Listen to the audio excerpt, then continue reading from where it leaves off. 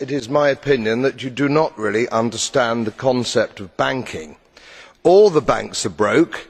Bank Santander, Deutsche Bank, Royal Bank of Scotland, they are all broke. And why are they broke? It isn't an act of God. It isn't some sort of tsunami. They are broke because we have a system called fractional reserve banking, which means that banks can lend money that they do not actually have. It is a criminal scandal and it has been going on for too long.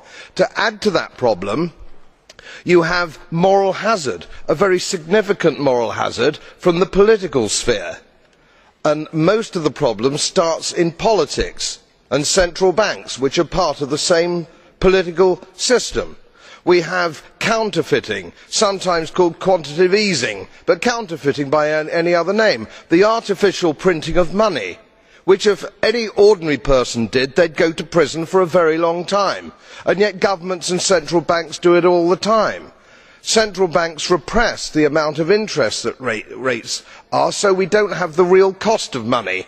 And yet we blame the retail banks for manipulating LIBOR.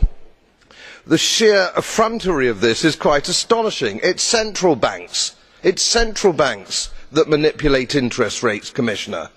And plus, underneath all this, we talk loosely, in a rather cavalier fashion, do we not, about deposit guarantees. So when banks go broke through their own incompetence and chicanery, the taxpayer picks up the tab. It is theft from the taxpayer. And until we start sending bankers, and I include central bankers and politicians, to prison for this outrage, it will continue.